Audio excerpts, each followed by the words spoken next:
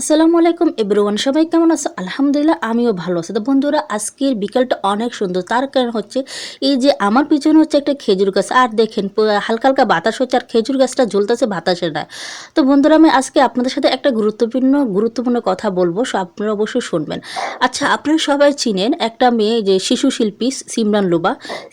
মনে হয় তার নাম সিমরান লুবা। সে অনেক আগে সিনেমাতে নাটকে কাজ করছে, বাট অনেক অনেক অভিনয় করছে। সে বর্তমানে পর্দায় চলে গেছে, ইসলামে চলে গেছে। সে এখন সিনেমাও করে না, সে এখন এই যে পর্দায় চলে গেছে।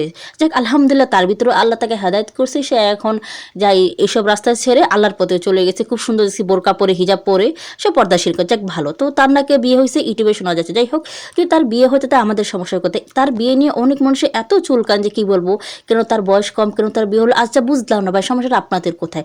তার বয়স কম হলে সেটা সে বুঝবে, তার ফ্যামিলি বুঝবে। হ্যাঁ, আমাদের বাংলাদেশের আইন অনুযায়ী একটা মেয়ের 18 বছর নিচে বিয়ে হয় না। তবে ইসলামী দেশে যদি ধরেন, তাহলে কিন্তু একটা মেয়ের 12 বছর পরে যখন একটা মেয়ে সাবালিকা হয়, তারপর থেকে তার জন্য বিয়েটা ফরজ হয়। সেই জায়গায় সে তার ইসলামী দৃষ্টি থেকে সেই বিয়েটা করছে। তবে হ্যাঁ, তার বয়স কম হতে পারে, কিন্তু এখনকার দেখেন, এখনকার যুগে 14-15 বছরের মেয়েরাই যে খারাপ কাজ করতেছে, হারাম রিলেশনে জড়াচ্ছে, পালিয়ে বিয়ে করছে। কই, সেই আপনার কথা বলতেছে না।